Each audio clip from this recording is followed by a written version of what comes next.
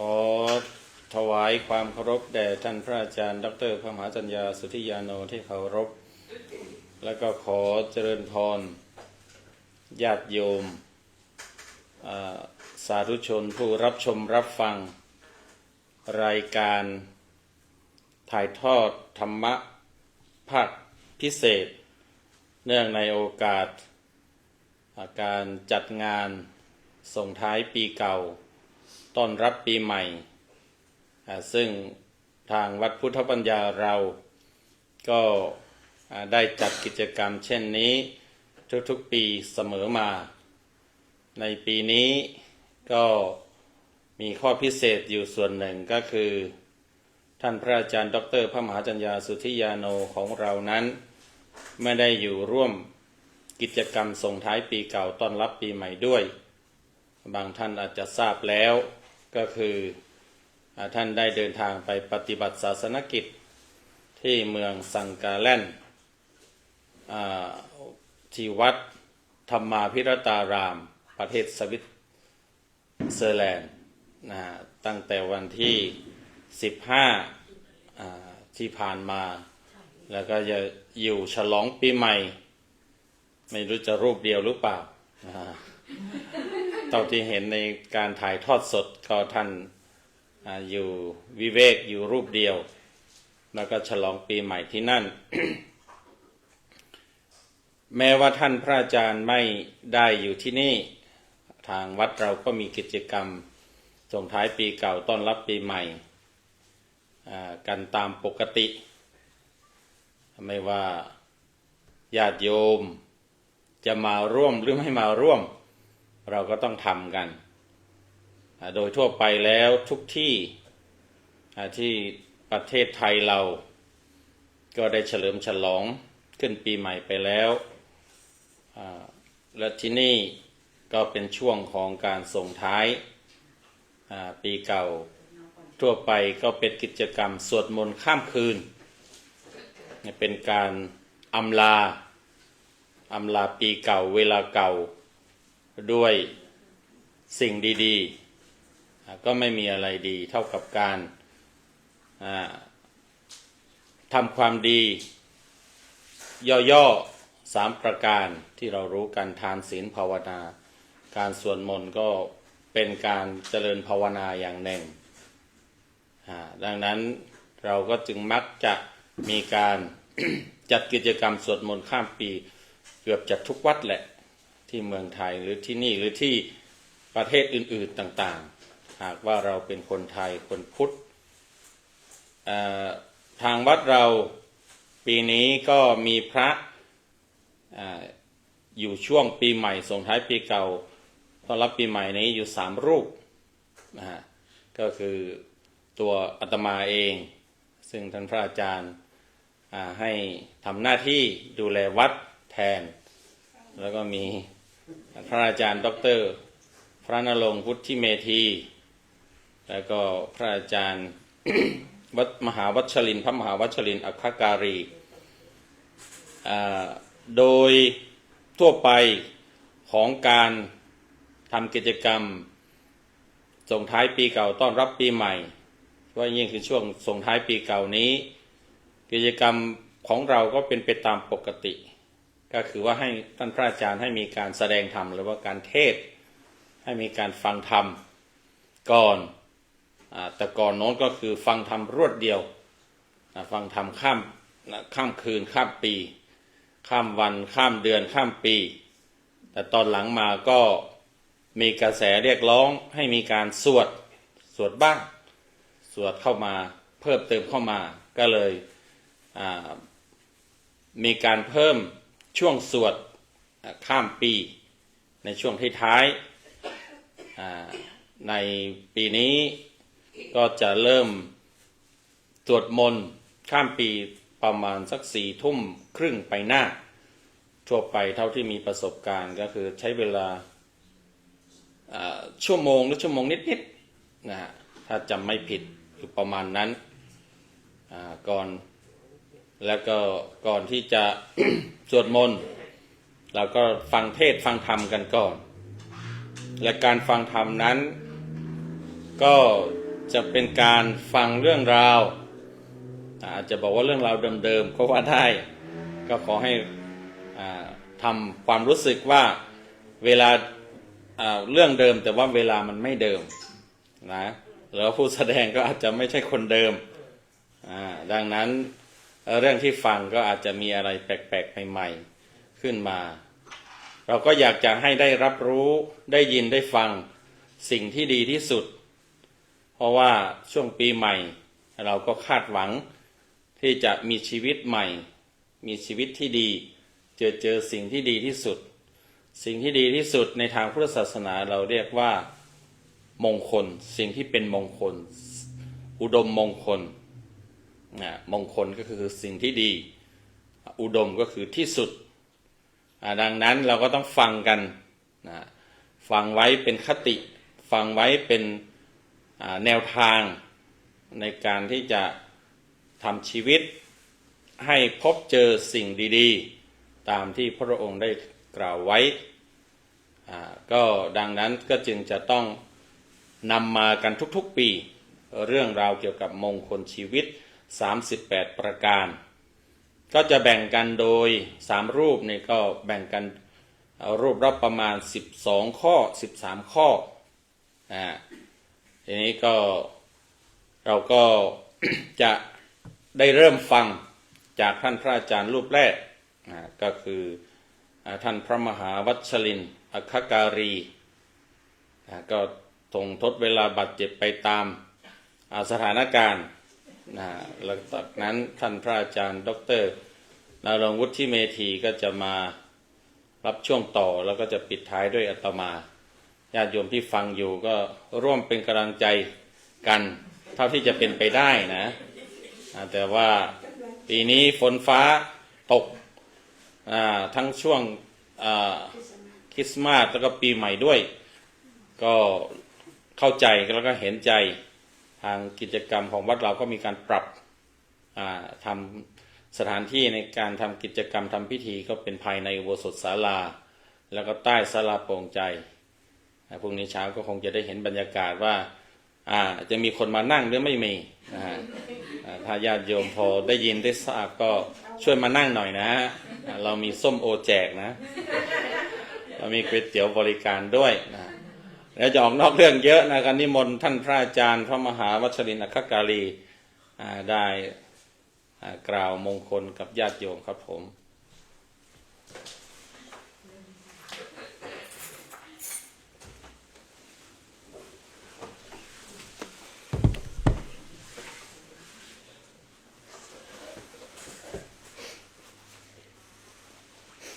ขอถวายความเคารพแด่ท่านอาจารย์ดร.พระมหาจัญญาสุทธิยาโนเจ้าวาดวัดพุทธปัญญา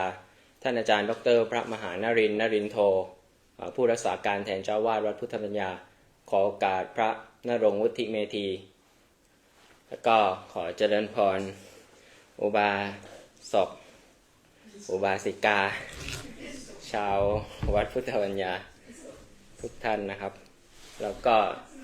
ทาง Facebook Live ด้วยนะครับก็ขออภัยนะครับ I was late กลับไปพอดีพระกลับไปฉันยาแก้แพ้นะครับแล้วก็สลบสลายเลย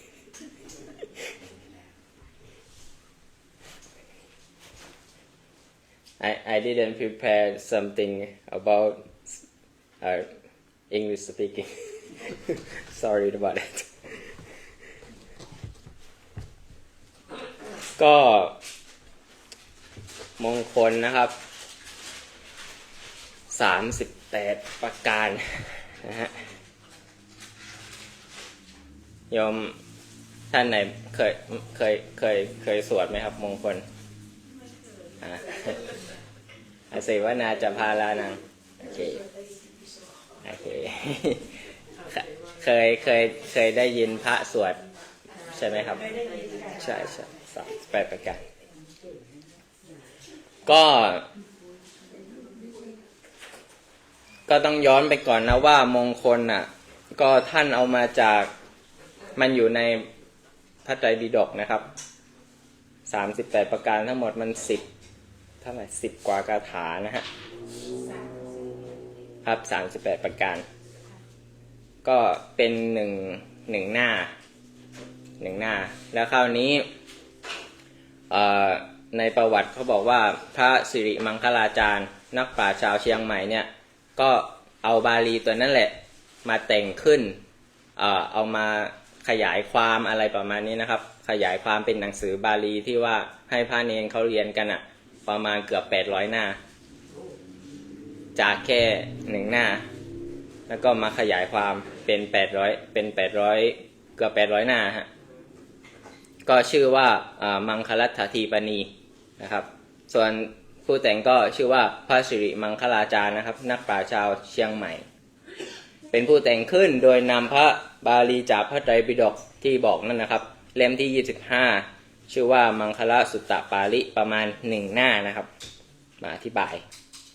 แล้วก็ทั้งนี้ทั้งนั้นก็ยังเป็นหลักสูตรสำคัญของพระ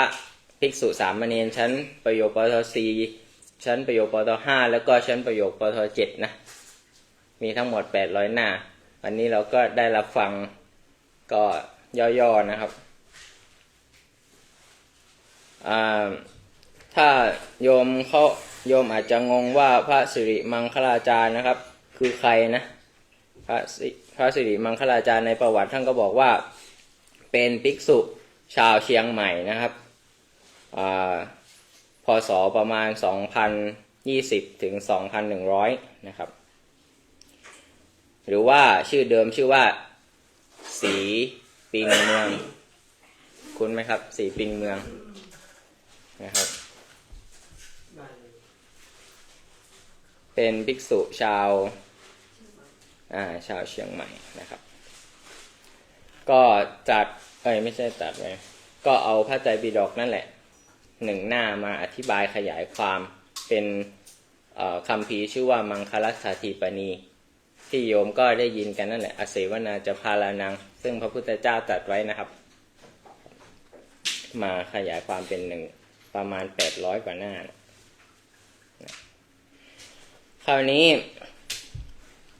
เขาบอกว่าพระสูตรทั้งหมดไม่ว่าพระสูตรชื่ออะไรนะในพระพุทธศาสนาเนี่ยมีสาเหตุการเกิดขึ้น4อย่างก็คือ1เกิดขึ้นเพราะอัธยาศัยของพระพุทธเจ้าก็คือเกิดขึ้นของเพราะพระพุทธเจ้า1นะครับ2ก็คือเกิดขึ้นเพราะบุคคลอื่นแล้วก็3เกิดขึ้นเพราะเกิดเรื่องราวขึ้นนะครับแล้วก็สุดท้ายเกิดขึ้นเพราะอำนาจคำทูลถาม4อย่างนะครับอะไรที่ว่าภิกษุพระเราชอบเอามาอ้างนะครับพระสูตรนั้นพระสูตรนี้พระสูตรโน้นนะครับเนี่ยก็คือเหตุของการเกิดพระสูตรมี4อย่างไม่ใช่ว่าอยู่ดีๆจะขึ้นมาเลยนะครับส่วนในเนี้ยไอ้พระสูตรที่เราจะพูดถึงเนี่ยเกิดอันที่4ก็คือเพราะอำนาจคำทูลถามครับชื่อว่ามงคลละสูตรนะครับเขาบอกว่ามงคลละสูตรเป็นพระสูตรที่เกิดขึ้นด้วยอำนาจคำทูลถามของเทวดาที่มีความสงสัยในเรื่องมงคลว่าอะไรกันหนอเป็นมงคลทั้งเทวดาและมนุษย์ไม่มีใครสามารถที่จะตัดสินใจได้ว่าสิ่งนี้เป็นมงคลสิ่งนั้นเป็นมงคลนะครับแล้วก็บางคนก็เชื่อตามลัทธินั้นๆนะครับบางคนก็ไม่เชื่ออะไรเลยเกิดขึ้นครั้งแรกแล้วก็อยู่นานถึง12ปีนะเถียงกันนะว่าอะไรเป็นมงคลน่ะ12ปีครับ12ปีก็ไม่มีใครสามารถจะมาตัดสินว่าอะไรคือมงคลคราวนี้เขาบอกว่าก็ได้กระจัดกระจายไปในนั้นแหละ12ปีจนไปถึงเทวดาชั้นหมื่นจักรวาลนะในประวัติเขาบอกต่อมาเทวดาชั้นสุทธาวาสก็ทราบจิตของพระมนุษย์ก็เลยเที่ยวประกาศในถิ่นมนุษย์ว่าผ่านไปอีก12ปีเนี่ยพระพุทธเจ้าเราเนี่ยจะเสด็จอุบัติขึ้นในโลกแล้วก็จะตรัสมงคลครับพอถึงเวลาดังกล่าวเนี่ยเทวดาก็มาประชุมกันนะครับแล้วก็เข้าไปเฝ้าเท้าสักกะเทวราชซึ่งเป็น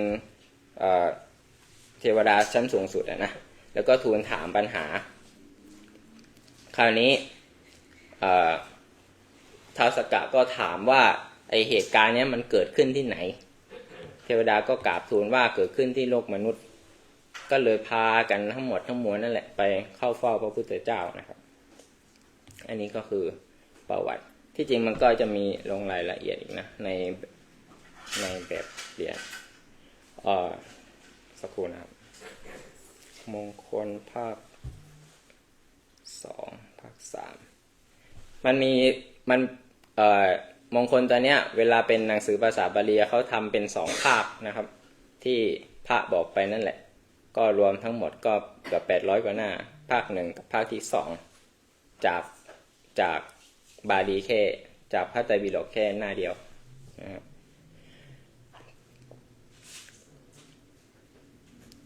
โยมท่านไหนสวดได้ไหมครับมีไหมครับ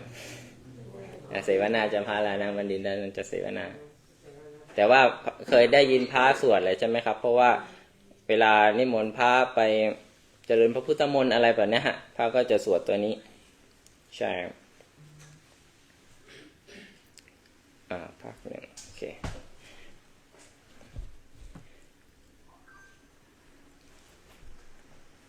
นี่นะครับในประวัติเขาก็บอกว่าดังได้สนับมามหาชนในชมพูทวีปก็ประชุมกันตามประตูเมืองศาลว่าราชการและก็ที่ประชุมแล้วก็ให้เงินให้ทองกันนะก็ให้คือเวลาเมื่อก่อนเนี่ยเวลาเขามีเหตุการณ์อะไรเกิดขึ้นเนี่ยพวกนักปราชญ์พวกอะไรเขาจะมารวมตัวกันตามสถานที่สำคัญแล้วก็สามารถที่จะแก้เรื่องนั้นๆได้แต่ปรากฏว่าวันหนึ่งเนี่ยเรื่องมงคลก็เกิดขึ้นในที่ประชุมนั้นว่าอะไรหนอเป็นมงคลนะครับเขาบอกว่ากินนุโขมังคลังกิ่งทิฏฐังมังคลังก็แปลว่ารูปที่เห็นแล้วหรือเป็นมงคลแล้วก็สุตังมังคลังเสียงที่ฟังแล้วหรือเป็นมงคลมุตังมังคลังอารมณ์ที่ทราบแล้วหรือเป็นมงคลแล้วก็โกมังคลังชานาติใครหนอจะรู้มงคลโยมว่ารูปท่านไหนบอกว่ารูปที่เห็นแล้วเป็นมงคลบ้างยกมือมีไหมครับรูปที่เห็นแล้วคือเชื่อว่ารูปเป็นมงคลโอเคไม่มีเสียงครับเสียงเป็นมงคลไม่ดีเหรอรูปดีก็เราเคยเห็นกันเยอะนะโอเคเสียงนะเสียงเป็นมงคลไม่หรือว่าอารมณ์ที่รับรู้เป็นมงคลโอเคก็นี่แหละก็แก้ไม่ตกนะคราวนี้ก็บอกว่าทีนั้นชายผู้หนึ่งชื่อว่าทิฏฐมังคลิกะก็คือผู้ถือว่ารูปที่เห็นแล้วเป็นมงคลก็เอ่ยขึ้นว่าข้าพเจ้าเนี่ยรู้จักมงคลรูปที่เห็นแล้วเป็นมงคลในโลกรูปที่สมมุติว่าเป็นมงคลยิ่งก็ชื่อว่ารูปที่เห็นแล้วก็คือสมมุติว่าบุคคลบางคนในโลกนี้ก็ลุกขึ้นแต่เช้าตรู่เห็นนกแอ่นลมบ้างมะตูมอ่อนบ้างหญิงมีครรภ์บ้างเด็กน้อยผู้ประดับประดาแล้วบ้างหม้อน้ำเต็มบ้างปลาตะเพียนสดบ้างอันนี้ในที่ท่านแต่งไว้นะก็ม้าอาชนัยบ้างรถเทียมด้วยม้าอาชนัยบ้างโคอุสุภะบ้างแม่โคบ้างโคแดงบ้างหรือว่ารูปอย่างใดอย่างหนึ่งก็สมมุติว่าเป็นมงคลอย่างยิ่งก็นี่แหละชื่อว่ารูปที่เห็นแล้วเป็นมงคลใช่ไหมล่ะแล้วก็เห็นสิ่งดีๆนู่นนี่นั่นบลาบลาบลาก็เราก็คิดว่ามันก็เป็นมงคลก็เลยถือว่ารูปที่เห็นแล้วเป็นมงคลอันนี้ชื่อว่าทิฏฐมังคลิกะนะครับคราวนี้ก็มีชายคนหนึ่งชื่อว่าสุตะมังคลิกะก็คือผู้ถือว่าเสียงที่ได้ยินแล้วเป็นมงคลก็ได้ฟังดังนั้นก็คิดว่าผู้เจริญชื่อว่าจักษุเนี่ยย่อมเห็นรูปที่สะอาดบ้างไม่สะอาดบ้างดีบ้างไม่ดีบ้างน่าชอบใจบ้างไม่น่าชอบใจบ้างถ้าว่ารูปที่จักษุเห็นแล้วเนี่ยจะพึงเป็นมงคลก็จะพึงเป็นมงคลไปซะหมดใช่ไหมถ้าเกิดเชื่อว่าเห็นแล้วเป็นมงคลรูปก็เป็นมงคลใครก็พูดได้ว่าเป็นมงคลนู่นก็เป็นมงคลคราวนี้เขาบอกว่าเพราะฉะนั้นรูปที่เห็นแล้วจึงไม่เป็นมงคลนะเสียงที่ฟังแล้วต่างหากเป็นมงคลอันนี้คือชื่อว่าสุตะมังคลิกะนะครับเขาก็บอกว่าเขาก็ยกตัวอย่างว่าคนบางคนในโลกเนี้ยลุกขึ้นแต่เช้าตรู่ก็ได้ยินว่าเจริญแล้วกำลังเจริญเต็มแล้วขาวใจดีสิริมงคลวันนี้ฤกษ์ดียามดีมงคลดีนะ หรือได้ยินเสียงเช่นนั้นอย่างใดอย่างหนึ่งก็สมมุติว่าเป็นมงคลก็เลยชื่อว่าเสียงที่ฟังแล้วเป็นมงคลอันนี้คือชื่อว่าสุตมังคลิกะ2 คนแล้วนะต่อไปชายผู้หนึ่งเขาชื่อว่ามุตะมังคลิกะก็คือผู้ถือว่าอารมณ์ที่ทราบแล้วเป็นมงคลก็ได้ฟังอย่างนั้นก็กล่าวว่าท่านผู้เจริญชื่อว่าโสตะนั่นน่ะหูเนี่ยนะย่อมได้ยินเสียงที่ดีบ้างไม่ดีบ้างน่าชอบใจบ้างไม่น่าชอบใจบ้างถ้าว่าเสียงที่ฟังแล้วเนี่ยจะเป็นมงคลก็เป็นมงคลไปซะหมดนะครับคราวนี้เพราะฉะนั้นเสียงที่ฟังแล้วก็ไม่เป็นมงคลแต่อารมณ์ที่ทราบแล้วต่างหากนั่นแหละเป็นมงคลอันนี้เถียงเขาบอกว่าเพราะฉะนั้นเสียงที่ฟังแล้วเป็นจึงไม่เป็นมงคลแต่ว่าอารมณ์ที่ทราบนั่นแหละจึงเป็นมงคลก็คือกลิ่นรสโผฏฐัพพะที่สมมุติว่าเป็นมงคลยิ่งก็ชื่อว่าอารมณ์ก็คือทั้งกลิ่นทั้งรสทั้งสัมผัสนะครับที่สมมุติว่าเป็นมงคลก็ชื่อว่าอารมณ์ที่เรารู้อะไรที่เรารู้เช่นเขาบอกว่ายกตัวอย่างคนที่3นะเขายกตัวอย่างว่าคนบางคนในโลกนี้ลุกขึ้นแต่เช้าตรู่ดมกลิ่นดอกไม้ดมกลิ่นดอกประทุมเคี้ยวไม้ชำระฟันจับต้องพื้นดินจับต้องข้าวกล้าอะไรพวกนี้นะครับบาเยอะแยะ ถูกต้องอะไรที่มันถูกต้องอารมณ์ที่เราถูกต้องนั่นแหละก็เลยบอกว่าอารมณ์ที่ทราบแล้วเป็นมงคล3 คนเถียงกันนะเมื่อก่อนถึง12 ปีนะว่าฉันก็คิดว่าเสียงเป็นมงคลฉันก็คิดว่ารูปที่เป็นมงคลฉันคิดว่าอารมณ์ที่รู้ทุกสิ่งทุกอย่างเป็นมงคลก็ไม่จบนะครับเขาบอกว่าชายทั้ง3 คนไม่สามารถจะยังกันและกันให้ยินยอมตามถ้อยคำของตนได้นะครับคราวนี้ฝ่ายบรรดามนุษย์นอกจาก3 พวกนั้นเนี่ยบางพวกก็เชื่อคำของชายเหล่านั้นนะครับบางพวกก็ไม่เชื่อพวกที่เชื่อก็ไปอยู่กับพวกที่ตัวเองเชื่อ พวกที่ไม่เชื่อก็ไม่เชื่อก็แล้วกันไปคราวนี้ประวัติก็บอกว่าก็เหมือนที่พระบอกตอนแรกนั่นแหละครั้งนั้นพวกมนุษย์ในชมพูทวีปก็พากันคิดก็เป็นพวกนะว่าอะไรหนอเป็นมงคลครับแม้พวกเทวดาผู้รักษามนุษย์พวกเทวดานะก็ฟังคำของมนุษย์แล้วก็พากันคิดเหมือนกันเทวดาก็เอากับกันด้วย ก็ไม่รู้เทวดาก็ไม่รู้เหมือนกันก็โดยอุบายนั้นเขาบอกว่าเทวดาประจำภูมิภาคนะที่ว่ารักษาอะไรพวกนี้พวกอากาศเทวดาพวกนี้นะครับที่เราสวดกันนะครับภูมิเทวดาเทวดาชั้นจาตุมหาราชทุกชั้นหลายๆชั้นจนกระทั่งในหมื่นจักรวาลก็คิดว่าคือตัดสินใจไม่ได้ว่าอะไรเป็นมงคลที่บอกเทวดาก็ไม่รู้เทวดาก็ไม่รู้ว่าอะไรคือมงคลก็ถึง12 ปีนะครับแต่เขาบอกว่าครั้งนั้นเทวดาและมนุษย์ทั้งสิ้นเว้นพวกอริยสาวกแตกกันเป็น3 พวกด้วยอำนาจทิฏฐมงคลก็คือพวกที่เห็นรูปเป็นมงคลสุตมงคลพวกที่เสียงเป็นมงคลแล้วก็มุตตมงคลก็คืออารมณ์ที่ทราบแล้วน่ะเป็นมงคลนะครับคราวนี้ต่อมาเทวดาชั้นสุทธาวาสก็เหมือนที่บอกนั่นแหละครับก็ไปเข้าเฝ้าเทวดาท้าวสักกะเทวราชนะฮะแล้วก็พอล่วง12 ปีก็ได้ลงมายังโลกมนุษย์แล้วก็มาที่เชตวันวิหารนะครับแล้วก็เข้าไปทูลถามพระพุทธเจ้าหลังจากนั้น12 ปีนะหลังจากพระพุทธเจ้าเสด็จอุบัติคราวนี้นั่นแหละพระพุทธเจ้าก็ตรัสมงคลคณะนิยมรู้หรือยังว่าอะไรเป็นมงคล รู้หรือยังครับว่าอะไรเป็นมงคล ก็ไม่แปลกเพราะว่าเขาเถียงกันถึง12 ปีนะ ก็มาที่พระเขาที่พระพุทธที่อาตมาบอกที่พระบอกว่าเอามาจากพระไตรปิฎก1 หน้านั่นแหละเป็นมงคลที่พระพุทธเจ้าตรัสนั่นแหละก็คืออเสวนาจะพารานังบัณฑิตานันจะเสวนานั่นแหละก็คือการไม่ครอบคนพาลใช่ไหมก็ชื่อว่าเป็นมงคลบัณฑิตานันเสวนาการครอบบัณฑิตก็ชื่อว่าเหมือนมงคล แล้วก็ปูชนียานังการบูชาบุคคลที่ควรบูชาก็ชื่อว่าเป็นมงคลนั่นแหละพระพุทธเจ้าก็ตรัสยาวมาเลย38ประการนั่นแหละทั้งหมดก็มี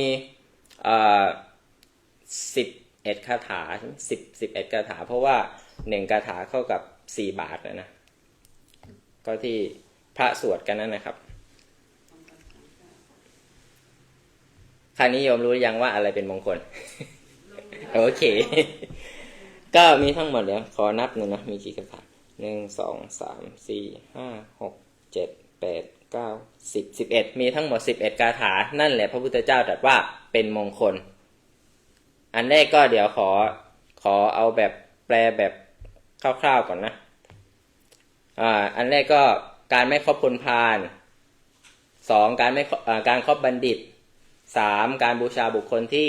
ควรบูชาใช่ไหมครับ4การอยู่ในถิ่นฐานเหมาะสมปฏิรูปประเทศนะครับ5เคยกระทำบุญไว้ในปางก่อนนะครับบุเพกตปุญญาตา6การตั้งตนไว้ชอบ7ความเป็นพหูสูตรนะครับ8ก็คือมีศิลปวิทยา9มีวินัยศึกษาระเบียบต่างๆนะครับ10วาจาสุภาษิต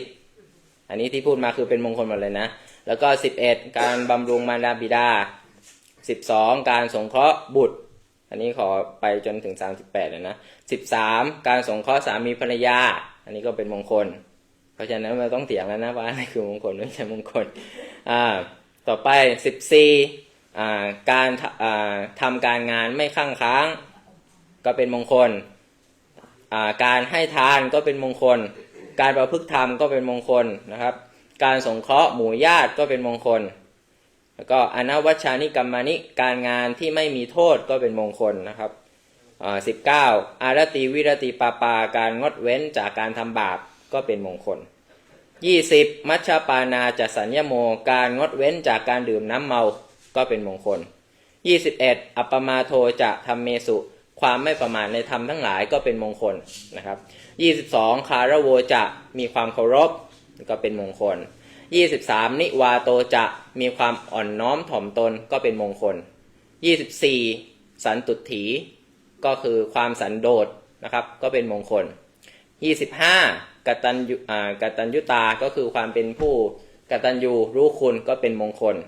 26กาเลนะธรรมสวนังการฟังธรรมในการอันสมควรก็เป็นมงคล27ขันติความอดทนก็เป็นมงคล28โสวัจจสตาความเป็นผู้ว่าง่ายนะก็เป็นมงคล29สมนานันจะทัศนังได้เห็นสมณะได้เห็นนักบวชก็ชื่อว่าเป็นมงคล30กาเลนะธรรมสากัจฉาสนทนาธรรมในการสมควรก็ชื่อว่าเป็นมงคลตะโปจะก็คือการบำเพ็ญตะปะนะครับการบำเพ็ญเพียรกิเลสเครื่องทำเครื่องเผากิเลสนะครับภาษาบาลีเขาว่าอย่างนั้นก็ชื่อว่าเป็นมงคล32พรหมจริยังการประพฤติพรหมจรรย์ก็ชื่อว่าเป็นมงคลนะครับ33อริยสัจจานะทัศนังการเห็นอริยสัจก็ชื่อว่าเป็นมงคลใกล้แล้วนะใกล้จะหมดแล้ว34นิพพานะสัจฉิกิริยาการทำพระนิพพานให้แจ้งก็คือการถึงพระนิพพานก็ชื่อว่าเป็นมงคล35จิตที่ไม่หวั่นไหวเมื่อถูกโลกกระทำกระทบก็ชื่อว่าเป็นมงคลไม่หวั่นไหวนะครับ36อโศกังไม่มีความเศร้าโศกก็ชื่อว่าเป็นมงคล37วิรชังมีจิตปราศจากกิเลสก็ชื่อว่าเป็นมงคลแล้วก็ข้อสุดท้ายเขมังก็คือความเกษมมีจิตเกษมก็ชื่อว่าเป็นมงคลนี่ครับพระพุทธเจ้าก็ตรัสไว้ว่ามีทั้งหมด38คืออยู่ไม่ต้องไปเถียงกันแล้วนะว่ารูปที่เห็นเสียงที่ฟังหรืออารมณ์ที่รับรู้อะไรที่มันเป็นมงคลเนี่ยตัดไปให้เลย38ประการจบก็มีหมด มีหมดว่าก็ลองอะแดปดูว่าข้อไหนเข้ากับเราใช่ไหมครับแต่ข้อแรกที่สำคัญที่เป็นคลายเมกก็คือไอ้พวกเนี้ยครับการไม่ครอบคนพาลการครอบบัณฑิตเนี่ยครับบูชาบุคคลที่ควรบูชาการอยู่ในประเทศอันเหมาะสมนะครับแล้วก็บุพเพกตปุญญาตาอันนี้ก็อาจจะลงรีเทลไปลึกหน่อยแล้วก็อัตตสัมมาปณิธิการตั้ง ตั้งตนไว้ชอบนะครับเผ่าสัจจะแล้วก็โยมอาจจะบอกว่าเอ้ยมันฟังดูแล้วมันดูธรรมะจังเลยพระพุทธเจ้าไม่ได้บอกว่าเฉพาะพระนะอันนี้คือได้ทั้งคฤหัสถ์แล้วได้ทั้งสมณะนักบวชมงคล38ประการเนี่ยครับเพราะมันมีทั้งอันนี้ด้วยการบำรุงภรรยาสามีก็มีนะครับทารัสสะสังฆโหอันนี้ก็การบำรุงภรรยาการช่วยเหลือการดูแลเอาใจใส่นู่นนี่นั่นนะครับแล้วก็ปุตตสาสังฆโหการสงเคราะห์บุตรก็เหมือนกันเนี่ยครับนี่ก็เป็นมงคลหมดเลยเพราะฉะนั้นก็ถ้าเรารู้อย่างนี้แล้วก็ไอสิ่งที่เราทำอยู่ก็ชื่อว่าเป็นมงคลแล้วนะ ใช่ไหมครับไอที่เราทำอยู่นะคราวนี้โอเคจบแล้วแหละแค่นี้แหละ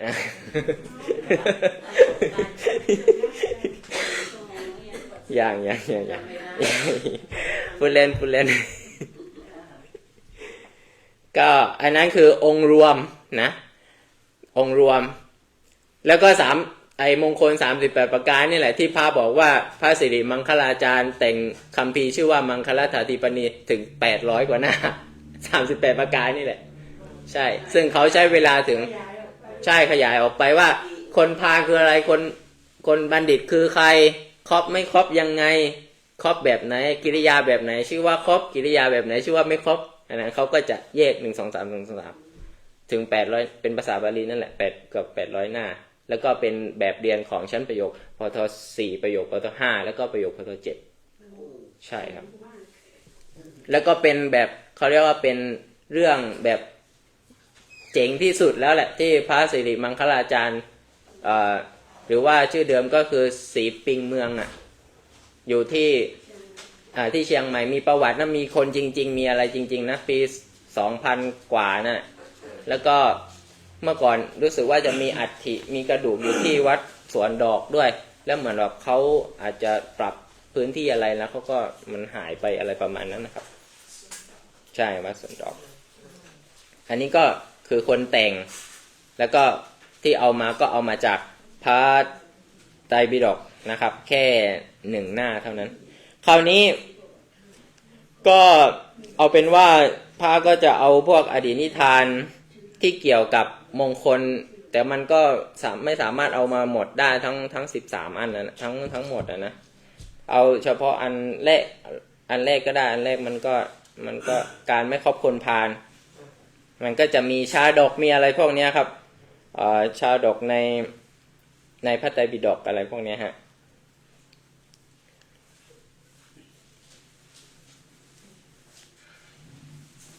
เขาเถียงกันถึง12ปีนะโยมนะว่าอะไรเป็นมงคลก็ยังไม่รู้จนต้องรอให้พระพุทธเจ้าเสด็จอุบัติถึงจะพระพุทธเจ้ามาตรัสว่านี่แหละอาเสวนาจะพาลานังบัณฑิตานันจะเสวนาเนี่ยปูชาจะปูชนียานังอะไรพวกนี้ครับ3อย่างก็เป็นคาถานะเดี๋ยวจะอ่านให้ฟังอีกครั้งหนึ่งนะครับว่าเขาบอกว่าอาเสวนาจะพาลานังบัณฑิตานันจะเสวนาปูชาจะปูชนียานังเอตัมมังคลมุนตมังอันนี้จบไปแล้วก็ปฏิรูปเทสาวาโสจะบุเพจะกตปุญญตาอัตตสัมมาปณิทิจะเอตัมมังคลมุตตมังอันนี้จบไปต่อไปก็ภาวสัจจัญจะสิกปัญจวินโยจะสุสิกิโตสุภาสิตาจะยาวาจาเอตัมมังคลมุตตมังก็คำว่าเอตัมมังคลมุตตมังเขาบอกว่านั่นแหละเป็นมงคลอันสูงสุดต่อไปก็มาตาปิตุอุปัฏฐานังอันนี้ก็การบำรุงมารดาบิดาพุตตาทารัสสะสังฆโหอนากุลาจกรรมมันตาเอตัมมังคลมุตตมังทานันจะธรรมจาริยาจะยาตกานันจะสังฆโหอนวัชชานิกรรมานิเอตัมมังคลมุตตมังอาละติวิริยติพอมาอ่านอย่างนี้พระรู้สึกมันแปลก ปกติมันสวดไงสวดพอมาอ่านทำนองอย่างนี้มันก็ไม่ค่อยคุ้นอารติวิริยติปาปามัชฌปานาจะสัญญโมอัปปมาโทจะธรรมเมสุเอตัมมังคลมุตตมังใกล้แล้วนะคารโวจานิวาโตจะสันตุติจะกตัญญุตากาเลนะธรรมสวนังเอตัมมังคลมุตตมังคันติจะโสวจะสตาสัมมนานันจะทัสนังกาเลนะธรรมสากัจฉาเอตัมมังคลมุตตมังต่อไปก็ตะโปจะพรหมจริยัญจะอริยสัจจานัทัสนังนิพพานะสัจจิกิริยาจะเอตัมมังคลมุตตมังแล้วก็2คาถาสุดท้ายก็คือพุทธะโลกะธรรมเมหิจิตตังยัสสานกัมปติอโศกังวิรชังเขมังเอตัมมังคลมุตตมังเอตาทิสานิกตวานะสัพพะป ปราชิตาสัพพตัสโสติงคัจฉันติตันเตสังมังคลมุตตมันติ38ประการนะครับจบแล้ว จบไวไหมเนี่ยครับทั้งหมด38ประการที่พระสวดอ่ะมันก็มีแค่หน้าเดียวอ่ะ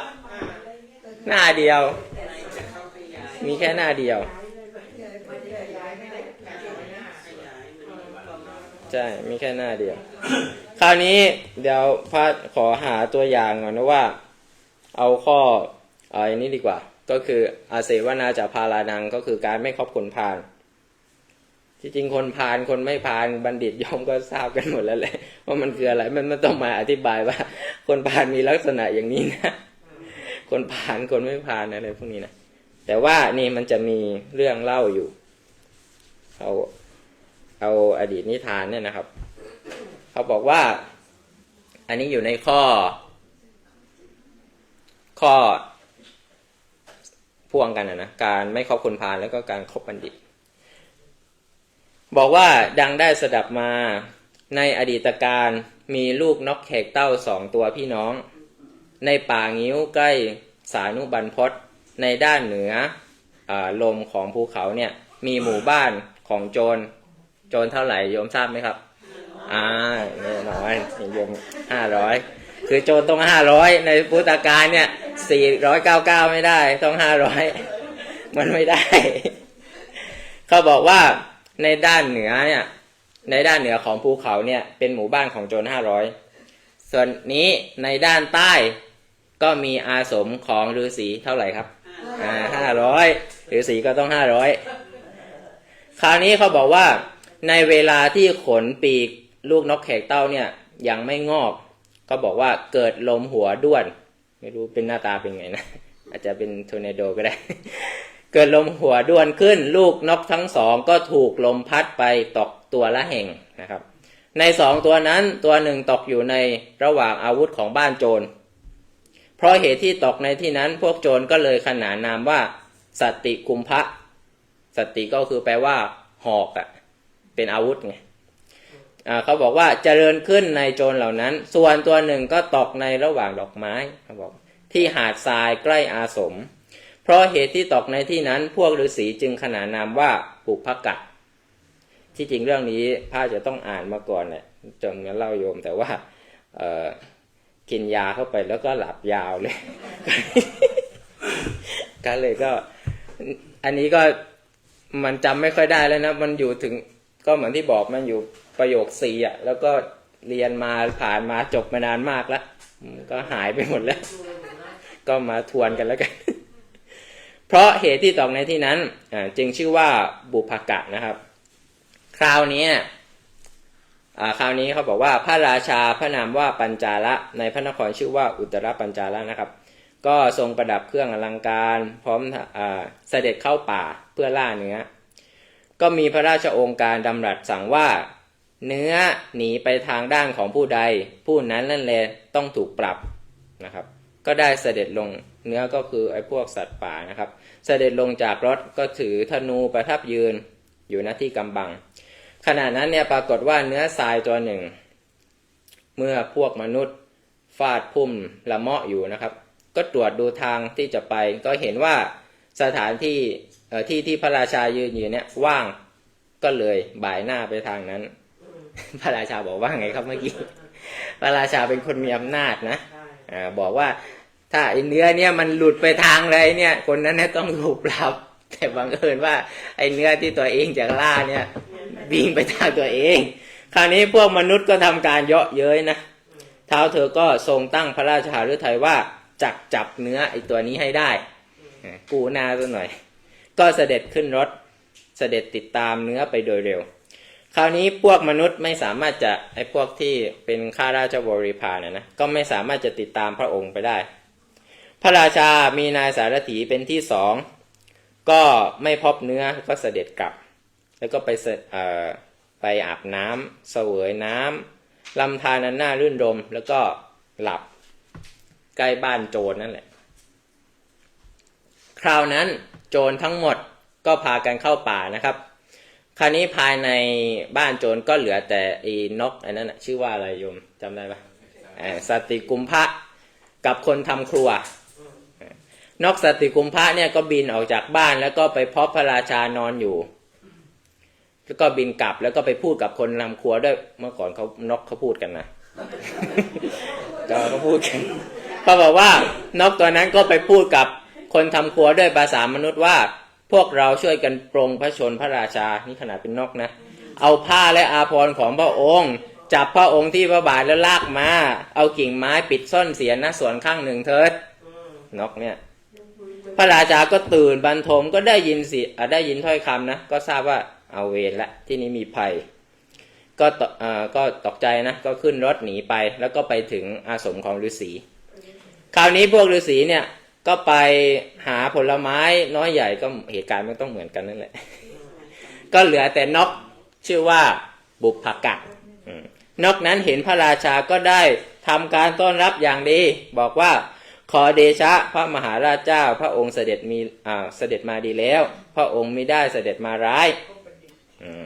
พระราชาก็ทรงเลื่อมใสในปฏิสันถานก็คือการต้อนรับนะครับของนกบุพกะก็ทรงตำหนินกชื่อว่าสัตติกุมภะนกนี้ก็ตรัสว่านกนี้ดีหนอเป็นชาตินกนะโยมฟังไว้นะถ้าใครดีเราก็จะบอกว่าเป็นชาตินกนะ ถ้าเป็นสุนัขก็ต้องเป็นชาติสุนัขทรงทำอย่างเยี่ยมส่วนนกแขกเต้าอีกตัวหนึ่งพูดแต่คำมักได้ภาษาบาลีเขาบอกว่าพัทธโกวตายังปักขีทวิโชปรมะธรรมิโกอเทโสอิตโรปักขีสุโวลุทธานิภาสติตินะครับนกบุพกะได้ฟังคำนั้นแล้วจึงทูลว่าขอเดชะมหาราชเจ้าข้าพระองค์ร่วมมารดาเดียวกันกับนกนั้นรู้ด้วยนะ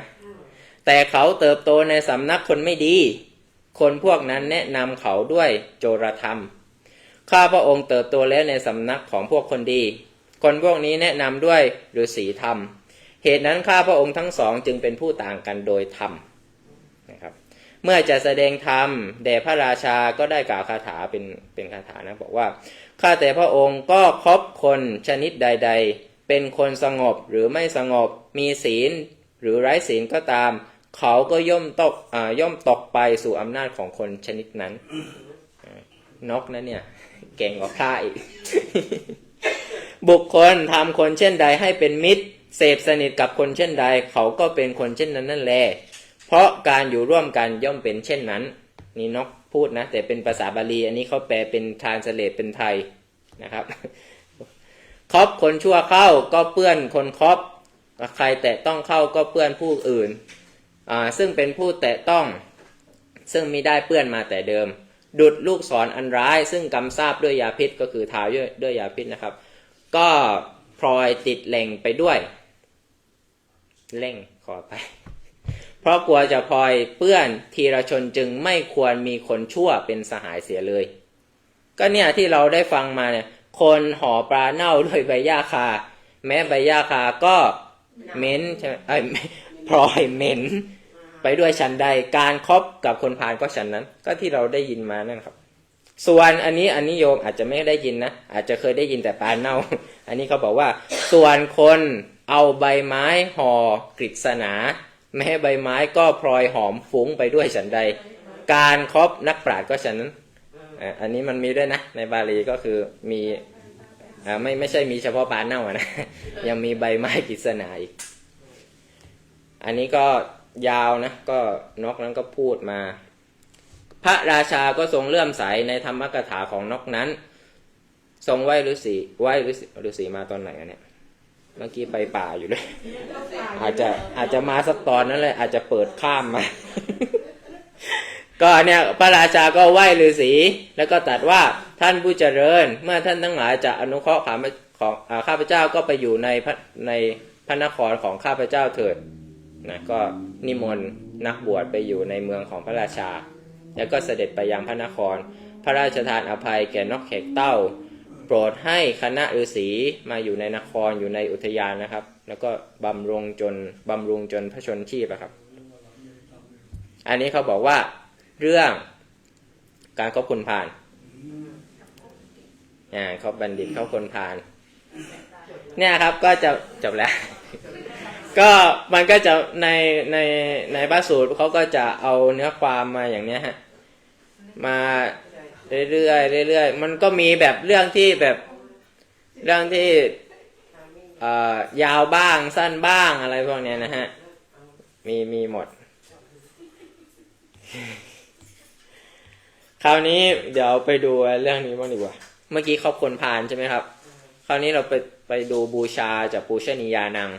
บ้างดีกว่าบูชาบุคคลที่ควรบูชา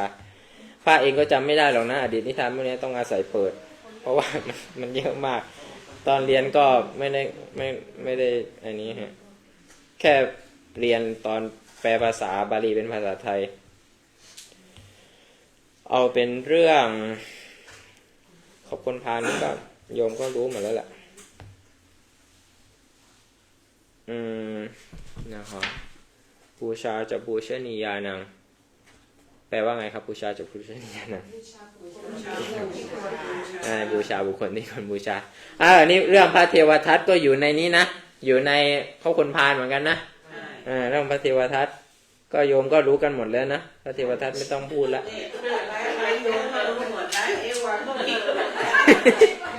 เอวังก็มีด้วยประการฉะนี้ที่จริงเรื่องเทวทัตนี่มันก็แบบพีคเหมือนกันนะคือมันแบบสุดยอดเหมือนกันนะแต่ว่ามันต้องรีเมคมันต้องรีเมคใหม่เอาใหม่ก็ได้เอาใหม่ก็ได้เนาะฟังบ่อยๆจะได้จำได้ไงเรื่องอะไรดีเอ่ย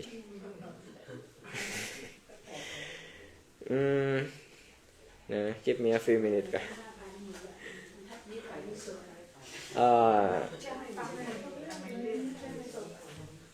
โอ้ท่านก็แต่งไม่เสื้อเยอะด้วยสิเอานี้ดีกว่าปฏิรูปประเทศดีกว่าอยู่ในประเทศที่เหมาะสม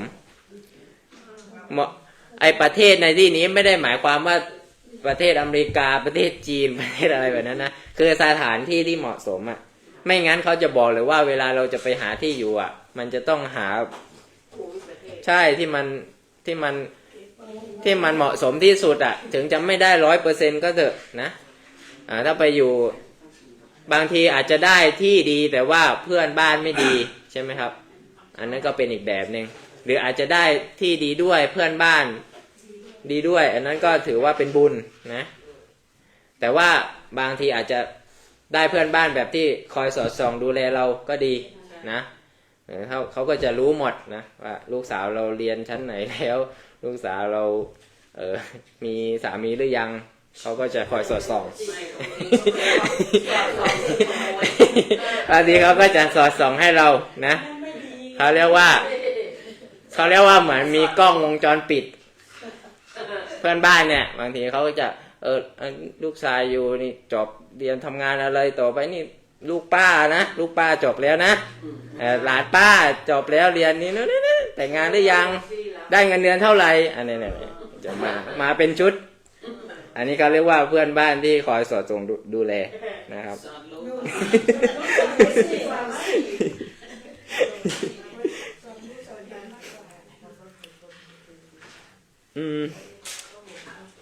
อยากจะเอาเรื่องที่มันเจ๋งๆนะแต่ว่า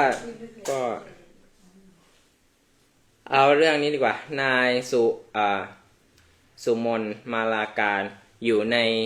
ปฏิรูปเทสวาโสก็คือการอยู่ในประเทศอันเหมาะสมนะครับ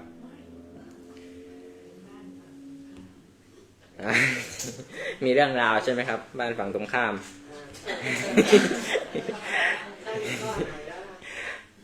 ถ้าพูดถ้าพูดดังๆนี่เราจะได้ยินกันนะถ้าพูดเบาๆเนี่ยเราจะได้ยินกันโดยการเขาเรียกว่าปกติวิสัยของมนุษย์น่ะเพราะจะพูดก็อะไร เพราะฉะนั้นนินทาใครต้องพูดดังๆนะเขาจะไม่ได้สนใจหยอกอันนี้หยอกข้อปฏิรูปประเทศบูชาดีกว่าคาถาว่าด้วยการบูชานะบูชาจะปูชนียานังบูชาบุคคลที่ควรบูชา ดังได้สดับมานะกิระได้ยินว่าในกรุงราชคฤห์มีนายมาลาการก็คือช่างจัดดอกไม้คนหนึ่งชื่อว่าสุมาณะ his name สุมาณะนะครับ เขาบำรุงพระเจ้าพิมพิสารก็คือดูแลด้วยดอกมะลิขออภัย8 ธนานในเวลาเช้าทุกๆวันกี่บาทก็ไม่รู้แหละไม่หาข้อมูลเพราะว่าหลับพระหลับไป ต้องเสิร์ชหาในเน็ตนะ8 ธนานถ้า$8นี่พอรู้อยู่ในเวลาเช้าทุกๆวันได้รับพระราชทาน8 กหาปณะวันหนึ่งเขาถือดอกไม้เดินไปสู่ที่บำรุงของพระราชาเห็นพระศาสดาก็คือพระพุทธเจ้าซึ่งหมู่ภิกษุแวดล้อมแปลงรัศมีมีวรรณะ6เสด็จเข้าไปสู่พระนครเพื่อบิณฑบาตก็มีจิตเลื่อมใสก็คิดว่าพระราชาเนี่ยไม่ได้ดอกไม้เหล่านี้จะทรงฆ่าหรือจะทรงเนรเทศเราเสียจากแฟนก็ตามเถิดก็ไม่สนใจไม่แคร์ว่าจะตายหรือว่าจะโดนขับไล่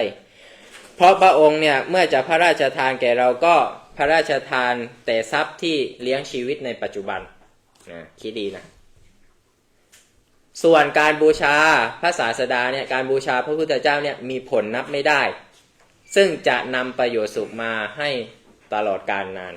เพราะฉะนั้นเราจักบูชาพระศาสดาด้วยดอกไม้เหล่านี้นะเอาดอกไม้ที่จะต้องเอาไปให้พระราชานั่นแหละเอาไปถวายพระนะเอาไปใส่บาตรพระดังนี้แล้วสละชีวิตของตนโปรยดอกไม้8 ธนานจัดให้เป็น8 กำมือก็ดอกไม้แต่ว่ามันมีปาฏิหาริย์นะครับก็คือ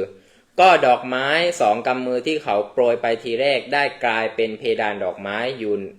เบื้องบนของพระศาสดานะไม่ได้แบบไปแบบธรรมดานะ2 กำที่โปรยไปครั้งที่2อยู่ทางด้านพระปรัชขวานะเลฟไซด์ใช่ไหมครับเอาขวาขวาด้านนี้ไปเป็นทหารไม่ได้แล้วเนี่ย2 กำที่โปรยไปครั้งที่3อยู่ทางพระเขาเรียกอะไรนะข้างหลังข้างหลังพระข้างหลังนะเป็นสดาง2 กำที่โปรยไปครั้งที่4อยู่ด้านพระบาทเบื้องซ้ายสรุปก็คือดอกไม้6 กำได้เป็นเครื่องกำบังของพระพุทธเจ้า3 ด้านซ้ายขวาข้างหลังไม่เดินไม่ถูกเลยถ้ามันปิดหน้าเดี๋ยวรถชนนี่บิณฑบาตด้วยเบื้องพระพักตร์ได้มีช่องเป็นที่เสด็จไปเท่านั้นขั้วดอกไม้อยู่ด้านในกลีบอยู่ด้านนอกพระศาสดาเป็นประดุจถูกแวดล้อมด้วยแผ่นเงินเสด็จไปแล้วแม้ดอกไม้ทั้งหลายก็ไม่แตกไม่ร่วงลอยและหยุดอยู่ในสถานที่ที่ยืนกับพระศาสดาทั่วทั้งพระนครพากันแตกตื่นกรี๊ดกราดไม่ใช่นะนี่ใส่ไปเพราะเห็นเหตุอัศจรรย์ก็ภายในพระนครมีคนประมาณ9 โกฏไม่รู้เหมือนกันต้องเสิร์ชหานะ9 โกฏเท่าไหร่ในคนเหล่านั้นแม้สักคนหนึ่งก็ชื่อว่าจะไม่ถือภิกษาออกไม่มีเลยก็คือไม่เตรียมอะไรออกมาใส่บาตรไม่มีเลยใน9 โกฏนั่นน่ะพอเห็นมันก็ไม่ธรรมดาใช่ไหมครับเห็นดอกไม้มันลอยลอยตามพระพุทธเจ้าก็ต้องมีของใส่บาตรธรรมดาปรากฏว่ามหาชนก็ทำการโห่ร้องทำการสะบัดผ้าโอ้นี่มันประธานหรือเปล่าเนี่ยไปกับพระศาสดาส่วนนายมาลาการบูชาเชยชมถวายบังคมพระศาสดาแล้วก็ถือกระเช้าเปล่ากลับเรือนถูกเมียหรือว่าภรรยานะแปลให้ถามว่าดอกไม้อยู่ไหนก็ตอบว่าฉันเอาดอกไม้ไปบูชาพระพุทธเจ้าเสียแล้วภรรยาก็บอกว่าบัดนี้ท่านจะทำอะไรแก่พระราชาเล่านายมาลาการก็บอกว่าพระราชาจะฆ่าหรือจะเนรเทศฉันน่ะก็แล้วแต่ฉันจะสละชีวิตบูชาพระศาสดาการบูชาด้วยดอกไม้เช่นนี้แล้วก็เล่าเรื่องทั้งหมดนะครับเขาบอกว่าก็ภรรยาของเขาเป็นหญิงอันธพาลไม่พลอยทำความเลื่อมใสในความอัศจรรย์เห็นปานนี้ด่าโดนเมียด่าอีกนะ โดนภรรยาด่ากล่าวว่าธรรมดาพระราชาเนี่ยดุร้ายเ กริ้วครั้งเดียวก็ทำความพินาศให้มากความพินาศจะพึงมีแก่ฉันด้วยก็คือกลัวเหมือนกันไงก็คือสามีทำพินาศก็คือตัวเองต้องโดนเนี่ยดังนี้แล้วก็พาลูกๆไปฝ่ายเมียนะเอาคนลูกๆไปหรือไปเฝ้าพระราชาแล้วก็ทูลคำที่สามีตัวเองบอกแล้วก็บอกว่าขอเดชะกรรมที่นายสุมาณะนั้นทำแล้วจะเป็นกรรมดีหรือกรรมชั่วก็ตามกรรมนั้นเป็นของเขาคนเดียวนะรีบเลยรีบเลยขอพระองค์ทรงทราบว่าข้าพระองค์หย่าเขาแล้วหย่าเลยนะหย่าได้ทันหย่าแบบเอ็กซ์เพรสอะคราวนี้พระเจ้าพิมพิสารก็สดับเรื่องนั้นนะก็ทรงดำริว่าแหมหญิงนี้อันธพาลโยมอย่าเพิ่งน้อยใจนะผู้หญิงก็ไม่ดีผู้ชายมันก็ไม่ดีเหมือนกันนั่นแหละแต่ในเรื่องนี้มันเป็นฝ่ายผู้หญิงไม่ยังความเลื่อมใสให้เกิดขึ้นในคุณเห็นปานนี้เลยก็ทำทีเป็นโกรธแล้วก็จะถามว่าเขาทำการบูชาด้วยดอกไม้สำหรับบูชาเราเหรอเมื่อนางทูลว่าถูกแล้วพระเจ้าข้าก็ตรัสว่าการที่เจ้าหย่าเสียแล้วนับว่าเจ้าทำดีแล้วพระราชาก็แกล้งพูดเราจักรู้กรรมที่ควรทำแก่สามีของเจ้าผู้เอาดอกไม้ของเราไปบูชาแล้วก็ส่งหญิงนั้นไปแล้วก็เสด็จไปสู่สำนักของพระพุทธเจ้าพระราชาทรงทราบความเลื่อมใสแห่งจิตของพระราชาของพระเจ้าพิมพิสารนั้นฮะเมื่อจะทรงทำคุณของนายมาลากานะให้ปรากฏก็เสด็จเที่ยวไปในพระนครซึ่งมีเนื้อที่ประมาณ3 คาวุธเท่าไหร่ก็ไม่รู้แหละต้องไปหา3 คาวุธไม่ประทานบาตรแก่ใครๆเลยก็จะให้พระราชาเห็นนะเห็นว่าดอกไม้ที่นายชื่ออะไรแล้วนะเมื่อกี้สุวรรณมาลาสุมาณะใช่ไหมสุมาณะโยมจำดีนะก็ไม่เสด็จเข้าไปสู่พระราชมณฑีนะแม้พระราชาจะมารับบาตรก็ประทับยืนนะนั่งนะที่นั้นพระราชาก็คือไม่เข้าไปในวังเพราะว่าถ้าเข้าไปในวังก็จะเห็นแต่พวกข้าราชบริพารไงคนนอกประชาชนจะไม่เห็นนะครับก็ประทับนั่งอยู่ข้างนอกนั่นแหละพระราชาก็ประเคนพระกายาหารอะไรก็ว่ากันไปในเวลาเสร็จพัฒกิจก็ทำอนุโมทนาแล้วก็เสด็จไปยังพระวิหารปรากฏว่าเขาบอกว่าแม้ดอกไม้ทั้งหลายเมื่อพระศาสดาเสด็จดำเนินไปก็ลอยไปแม้เมื่อประทับยืนอยู่ก็หยุดแม้เมื่อเสด็จไปสู่พระคันธกุฏิก็ตกอยู่ที่ซุ้มประตูฝ่ายพระราชาตามเสด็จพระราชามั่วละตามเสด็จพระศาสดาแล้วก็กลับมาสั่งให้นายมาลาการเรียกนายมาลาการมาแล้วก็เลื่อมใส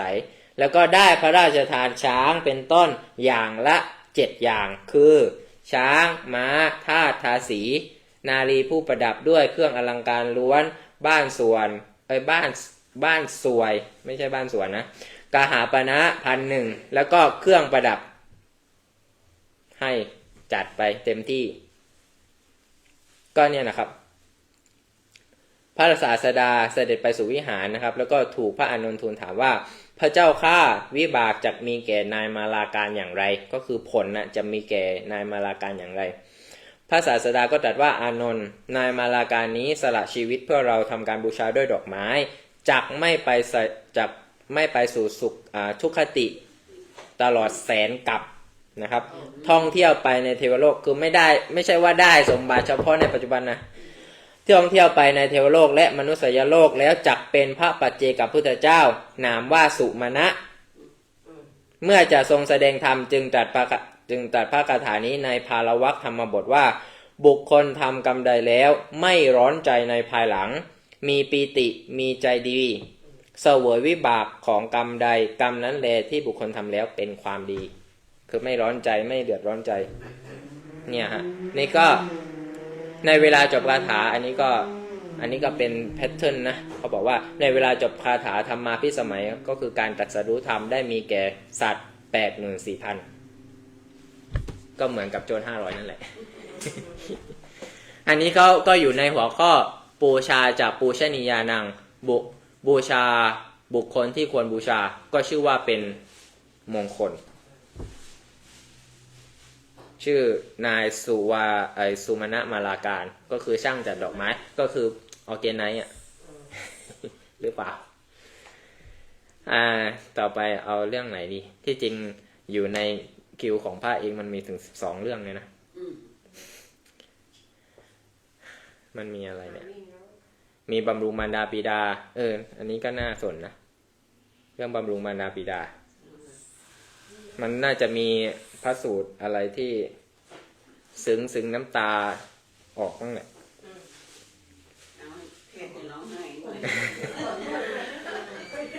ไม่ถ้าจะเทศให้ร้องไห้ก็ต้องขออนุญาตเตรียมไอหอมก่อนหอมใยที่ทำครัววันนี้นะครับ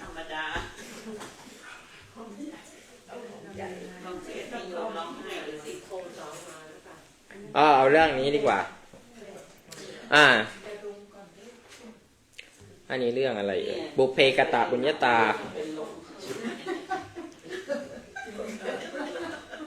บุพเพกตปุญญาตากถาหรอเกิดอะไรขึ้นครับ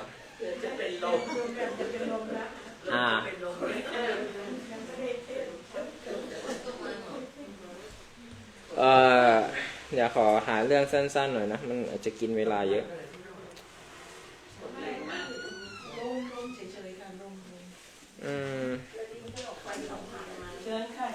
ขอเจริญพรนะครับบนหาที่นั่งนะครับแฮปปี้ซีทนะครับก็สำหรับคนที่มาใหม่นะครับพระก็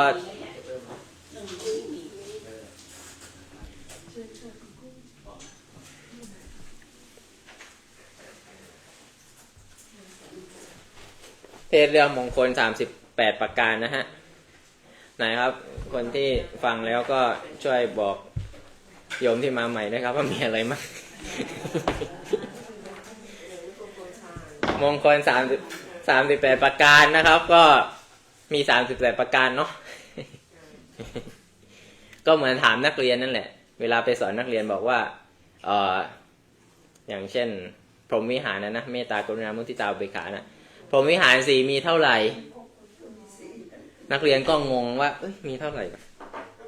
ก็มี4ไงพรหมวิหาร4มีเท่าไหร่อันนี้ก็มงคล38ประการก็มี38ประการนะทั้งหมด10คาถาที่ไม่ใช่หมายถึงว่าไอ้10เป็นเนื้อเรื่องแต่ว่าคล้ายๆแบบไตเติ้ลแล้วก็เอ็นเครดิตเวลาพระพุทธเจ้าตรัสมันจะมีเอวัมเมสุตังเอกังสัมมยังอันนั้นเขาเรียกว่าไตเติ้ลแล้วจึงจะเข้าเนื้อเรื่องหลักจึงจะสตาร์ทนับก็มีทั้งหมด38ก็คือ10คาถาแต่ว่าไปรวมไตเติ้ลกับข้างบนด้วยก็เป็น11ใช่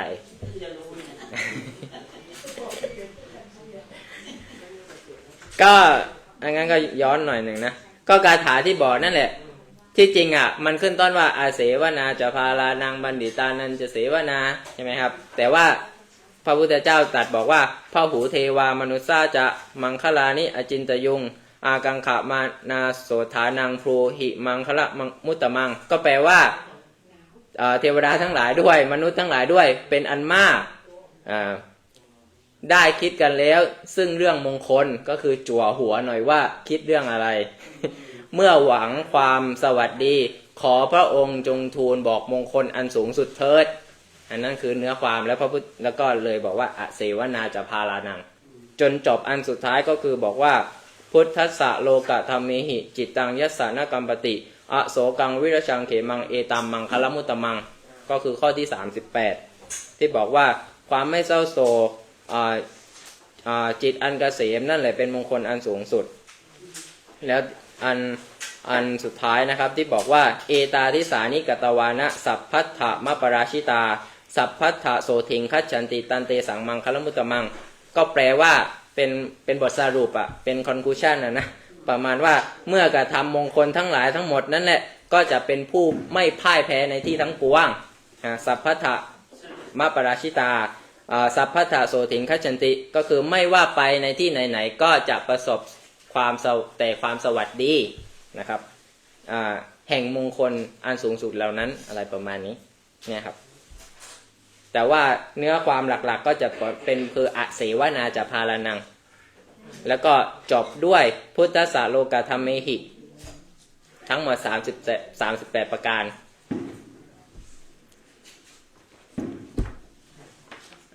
เดี๋ยวไปไหนล่ะก็พอดีนะใกล้ละก็ไม่มีอดีตที่ตายละ